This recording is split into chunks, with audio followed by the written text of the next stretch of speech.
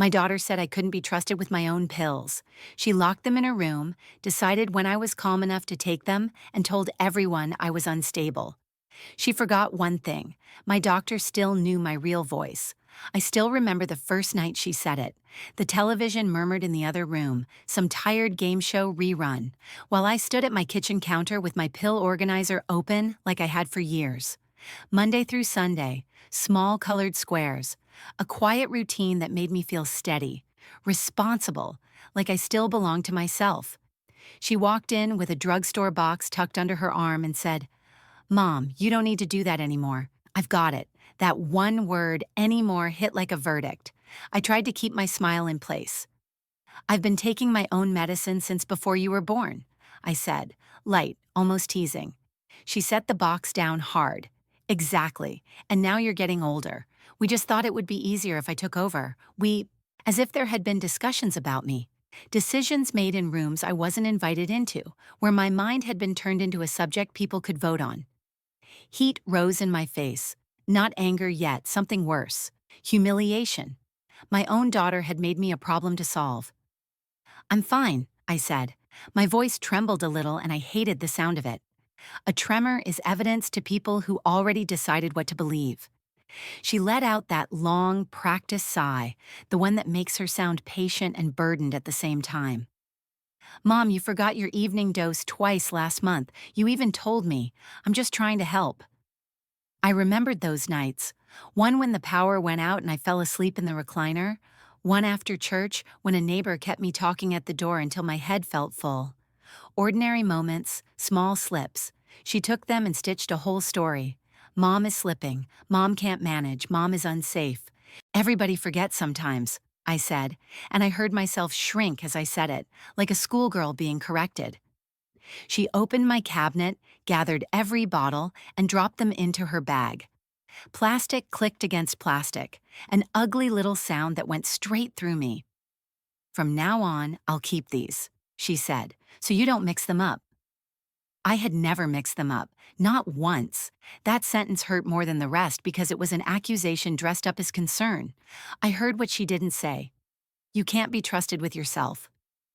"Where are you going to put them?" I asked. My voice came out smaller than I wanted. "In my room," she said, as if it were the most reasonable thing in the world. "I'll bring them to you at the right times. It'll be easier for everyone." Everyone, that invisible jury again. My chest tightened. This was my house, the little place I'd worked for, paid for, held together through dry seasons and hard years. And now my medication would live behind her door like contraband. I tried to make it sound like a joke. "So I need an appointment with you to take my blood pressure pills?" She laughed, but it wasn't warm. "Don't be dramatic, Mom. You know how you get when you skip things. You get worked up, unstable, overreacting. Soft words people use when they want you to doubt your own memory, your own judgment. Each one landed like a small stone. Nothing that knocked me down, just enough to make me feel heavy and clumsy in my own skin." Later that week, at Sunday dinner, I heard her talking in the dining room while I stood at the stove spooning green beans into a bowl. "Yeah, I'm living with Mom now," she told my sister. "She needs monitoring. Her mood's all over the place. I keep her pills in my room so she doesn't take too much." Monitoring. Mood. Take too much. She said it calmly, almost proudly, like she'd signed up for a noble duty. My hands shook so badly I nearly dropped the serving spoon. I wasn't even in the room, and still it felt like being struck. I wanted to walk in and say, "Don't talk about me like I'm not here. Don't tell my own family I'm unstable."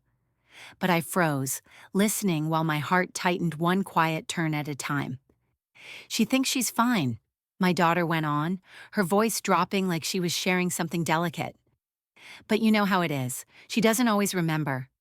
We just thought it'd be safer this way. We just thought." Safer this way, polite phrases that cut clean because they sound reasonable. Safer for who? I wanted to ask. It felt like my life had been removed from the list of things I was allowed to handle. That night, she tapped on my bedroom door with a small paper cup and said, "Here you go, Mom. Time for your meds." I swallowed the pills under her watchful eyes. Her face looked calm, almost kind, but I noticed the way her fingers stayed close to the bottles, the way she held the power to give or withhold without ever raising her voice.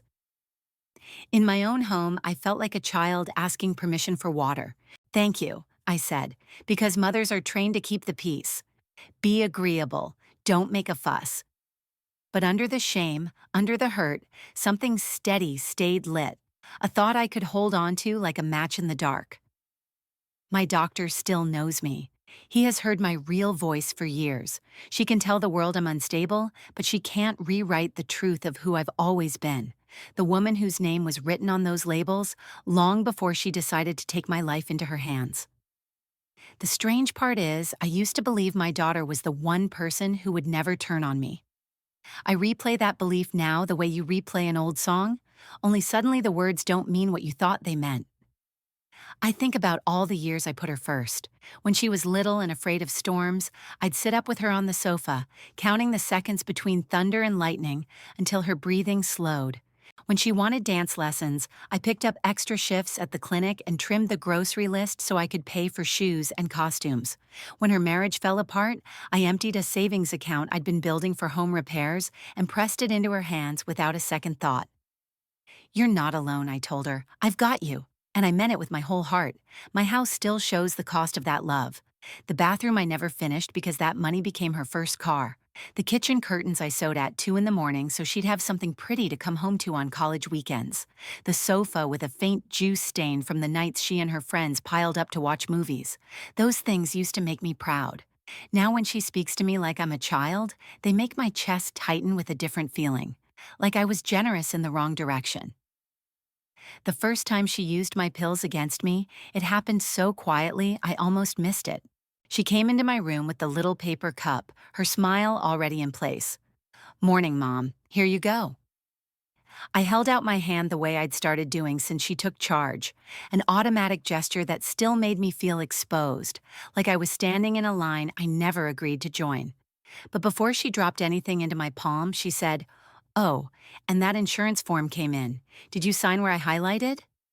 I told her I wanted to read it again. My voice stayed calm, but inside I felt that old stubborn thread that once kept food on our table and the lights on through hard months. I didn't sign what I didn't understand. "I'll look at it later," I said. Her smile tightened, just a pinch. "Mom, it's just paperwork. You don't need to overthink it." There it was, another soft insult wrapped in patience, like my caution was silly, like my mind was something fragile she had to manage before it embarrassed her. Heat rose in my chest. I thought of all the times I'd sat with her at the same kitchen table, explaining every line of a school form when she was a teenager. Back then, she wasn't overthinking, she was learning. Why wasn't I allowed the same respect? She kept the cup in her hand. "Your morning dose works better if you take it on time," she said. "We don't want you getting off balance." I stared at the pills, my pills, paid for with my money, and realized she still hadn't given them to me. A coldness spread low in my stomach. "Can I have them?" I asked, working hard to make it sound ordinary. "Sign the form first," she said lightly, as if we were trading chores. "Then I'll bring the rest of your meds for the day. I'm just trying to keep everything organized." Organized. Like my health, my signature, my choices were items on her list. My resentment rose so fast it made me dizzy. I wanted to say, "You don't get to bargain with my well-being." Instead, I went quiet. My silence felt heavy, like a coat I couldn't take off. A few weeks later, it happened again, this time with money. She found me in the kitchen folding towels and said, "The credit card bill was higher this month. I covered it, but I need you to transfer me money from your savings." I told her I couldn't, not right now. I wanted something set aside for emergencies, because that kind of careful planning is how I kept our lives steady when she was growing up.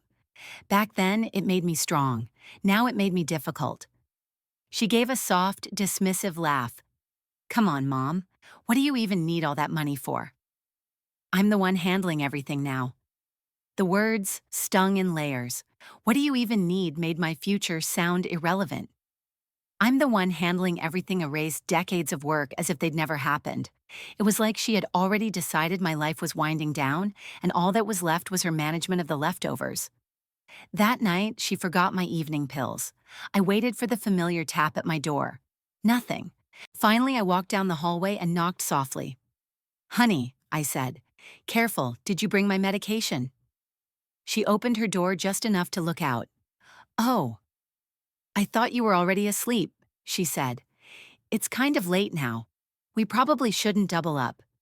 We'll just get back on track tomorrow." Her tone was casual, almost bored, but her eyes were cool, measuring, mildly annoyed, as if my needs were an inconvenience she could file away. My heart sank. She knew I relied on those pills to sleep, to stay steady, and she had turned something that should have been simple and safe into a reward she could give or withhold. I went back to my room without arguing. The anger churned, but I held my mouth closed like it was the only door I could still keep locked. I lay awake, staring at the ceiling, thinking of the little girl who used to run into my room after bad dreams and ask me to hold her. I never once made her earn comfort. And now my own daughter was making me earn the right to feel like myself. The betrayal settled in my chest like a stone. And I understood something then. The silence between us wasn't peaceful anymore. It was crowded with everything I was too hurt to say. I noticed the pattern on a Tuesday morning, standing at the sink while my coffee cooled in my hands. My daughter walked in already mid-call, speaking fast, like I wasn't even in the room. "Yeah, it's a lot," she said. "I'm basically managing everything for Mom now. Her meds, her bills, everything. She gets confused. Confused." The word landed like a slap I couldn't block. I was right there, wide awake, hearing every syllable, and she talked about me like I lived somewhere else, like I'd already drifted out of reach. My jaw tightened. I had balanced our budget through layoffs and hospital stays. Now she brushed all that aside with one easy label. She ended the call and turned to me with a smile as if nothing had happened. "Morning, Mom. Ready for your pills?" Her voice was bright, almost cheerful. That cheerfulness made it worse. It made control sound like care. She shook the little paper cup. "Open up," she said, half joking. Resentment rose hot in my chest. I held out my hand instead of my mouth. She sighed in that patient, put-upon way, the sigh designed to make me feel childish. "You always make things harder than they need to be," she said. The sentence stung because I had spent my whole life making things easier for her. Later that week, my old neighbor Linda stopped by with a store-bought pie and a bundle of mail she'd picked up by mistake. My daughter reached the door before I could. "Oh, hey, come in," she said. "I live here now. I'm taking care of Mom. She can't really manage her stuff anymore." Linda glanced past her and saw me sitting in the parlor. Her eyes flicked from my face to my daughter's, and I caught a flash of worry. My daughter kept going, not lowering her voice. "I keep all her pills in my room so she doesn't overdo it," she added, almost proud. The resentment in me sharpened into something clean and cold. Can't, doesn't, overdo it. With every word, she erased me in front of a woman who'd known me for 20 years. When my daughter stepped into the hallway to take another call, Linda moved closer on the sofa and lowered her voice. "Is that true?" she asked gently. "She keeps all your medication?" I nodded, embarrassed, as if I were admitting some personal failure. "And she decides when you can have it?" Linda asked. The truth of that question tightened my stomach into a knot. "She says it's safer," I murmured. "She says the doctor wants it that way." Saying it out loud made it sound even more wrong. Linda's expression changed. The warmth stayed, but something firm settled underneath it. "I used to work at a clinic," she said. "That doesn't sound right. You have the right to know your medicines and to have access to them. Nobody is supposed to use them to control you." Her words lit up the dark corners of my mind. For the first time, someone named what I'd only been feeling in my gut. My resentment shifted into clarity. It wasn't just hurt anymore. It was the knowledge that a line had been crossed, and then a memory snapped into focus. Years ago, at my own kitchen table, signing papers so my daughter could keep her house after her divorce.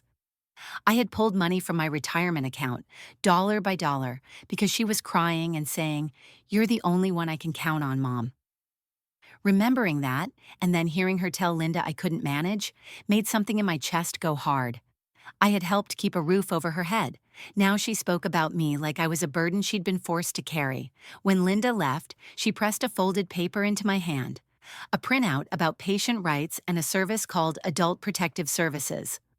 Just read it, she said quietly. You're not crazy. This kind of control isn't okay. And if your doctor's any good, he'll want to know. Her faith in my doctor reminded me of my own. He had listened to me for years, long before my daughter ever moved in. A thin thread of hope twisted itself around the resentment inside me. That night, my daughter came into my room with the same small cup. You've been a little off today, she said. The word off made me feel like a broken appliance. I told her I'd taken my morning dose. Well, you seemed touchy when Linda was here, she added. You know you get that way when your levels are uneven. The resentment burned so hot it made my skin prickle. She was turning ordinary discomfort into a diagnosis.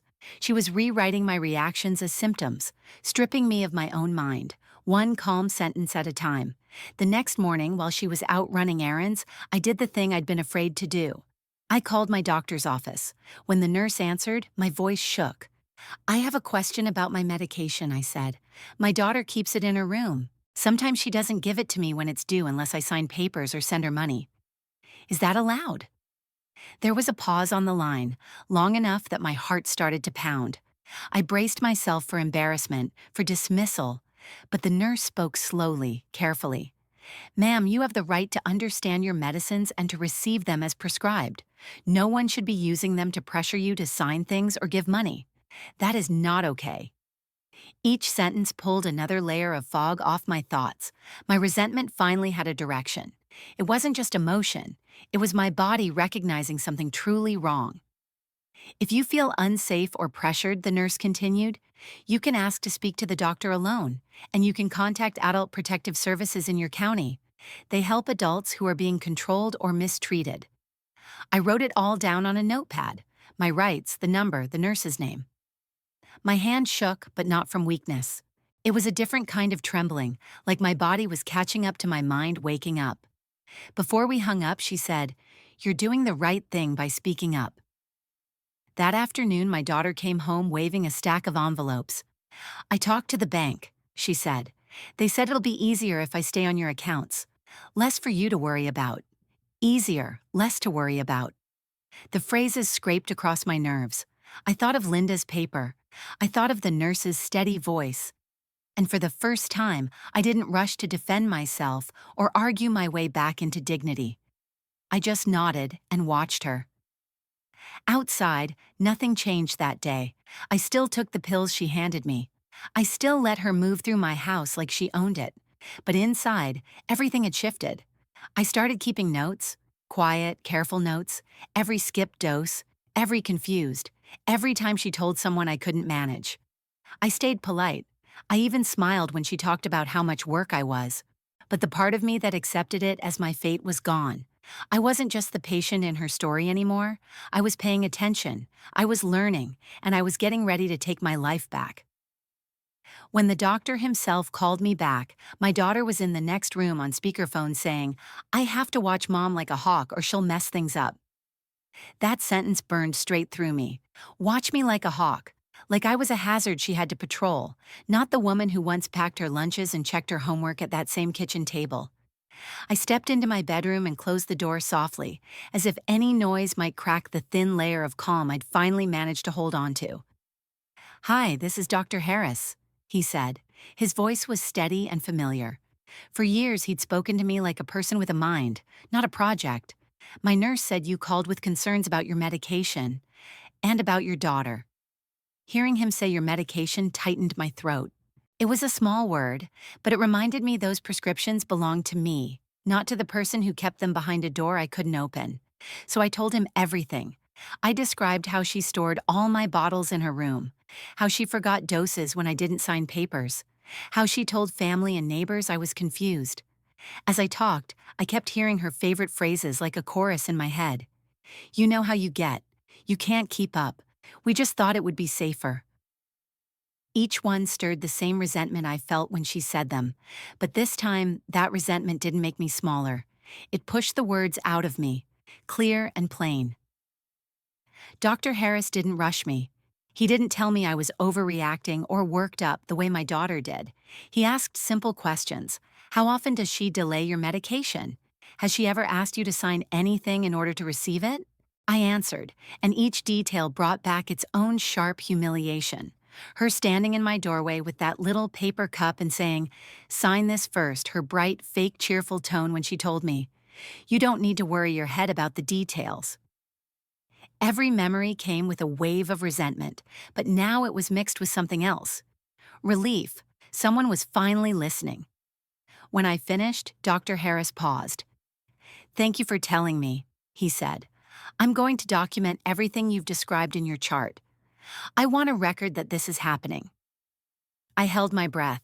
"I'm also going to move your prescriptions to a different pharmacy," he continued. "And note that they're to be picked up only by you unless you give us permission otherwise. And I'd like to arrange for a social worker to visit you at home and see how things are going. Only by you." It was a simple phrase, but it felt like someone had handed me back my keys. After we hung up, I stepped into the hallway. My daughter was on the couch scrolling her phone. Without looking up, she said, "You were on the phone a long time. You know, too many calls get you all stirred up." The comment hit the same sore spot as always, stirred up, like my feelings were just noise. Resentment flared, but I held it still. For the first time, her words didn't sink into me and settle there. They floated on the surface. Because now there was a record somewhere she couldn't edit, rewrite, or spin. Over the next few days, I did exactly what the doctor suggested. I started writing everything down. When she skipped a dose after I asked about my bank account, I wrote the date, the time, and her exact words. "If you're going to question me, maybe we can wait on this one." The resentment in me sharpened into something focused. It made my pen press hard into the paper. When she laughed on the phone and said, "Yeah, my mom would be lost without me. She can't keep track of anything," I wrote that down too. Every time she used lost, confused, or can't manage, I felt the familiar sting. But now I also felt something steady underneath it. These words weren't only hurting me, they were evidence. A few days later, the social worker called. Her voice was calm, friendly. "Your doctor asked me to check in and see how you're doing at home," she said. "I'd like to come by for a visit if that's okay with you." My heart beat faster, but not from fear. "Yes," I said, "I'd like that." We picked a day and a time. When I hung up, my daughter walked into the room. "Who was that?" she asked. The old part of me, the part trained to smooth things over, wanted to explain, to make it easy for her. The newer part of me chose a simpler answer. "Someone from the clinic," I said. Her eyes narrowed for a heartbeat, then she shrugged. "Well," she said, "as long as they understand I'm in charge of your care. In charge." The words turned my stomach. Resentment rose at how easily she claimed ownership of my life, my health, my time, my decisions. But beneath that resentment was something colder, something satisfied. Someone outside this house was about to see the setup she was so proud of. On the morning of the visit, my daughter fussed around the place, straightening pillows and lining up my pill bottles on the counter like trophies. "I'll explain everything," she said. "You don't need to get into details. It'll just confuse things." Confuse things. Her favorite way to say, "Stay quiet so I can stay in control." In the past, I would have argued. I would have tried to prove I was clear-headed. I would have fought for the right to be taken seriously. This time, I only nodded and let her believe what she wanted. Inside, I felt oddly calm. My chart existed. My notes existed. My doctor's concern existed. They were already speaking for me in ways she didn't understand. When the knock came, my daughter called, "I've got it," and hurried to the door, ready to play the devoted caregiver. I stayed in my chair with my hands folded, my heart steady. I heard her bright voice in the entryway. "Hi, I'm her daughter. I handle everything for her." The words made resentment rise again, but the flavor had changed. It wasn't the resentment of someone trapped anymore. It was the resentment of someone who knows the truth is finally walking through the door. I didn't rush to correct her. I didn't argue or defend myself. I just watched, quiet and composed, because for the first time in a long time, she wasn't the only one writing the story of my life. I changed my will with the lawyer's help. Quietly, without a scene. I didn't erase my daughter from my life, but I removed her from the roles where she could hurt me again. No power of attorney, no access to my accounts, no private control hidden behind a closed bedroom door. As I signed, I thought about all the times I'd signed things for her sake. This time, the pen moved for me. That evening, after everyone had gone, I sat alone at my kitchen table. The house was quiet. Truly quiet. Not that tense silence that comes when someone is listening for your every move. I felt the old ache of what I'd wanted our relationship to be, but I felt something else too. A steady warmth in my chest.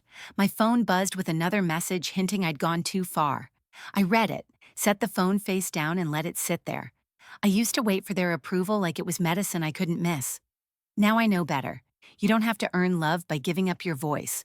And if someone walks away because you finally chose peace, then that goodbye, painful as it is, can also be the first real kindness you ever give yourself.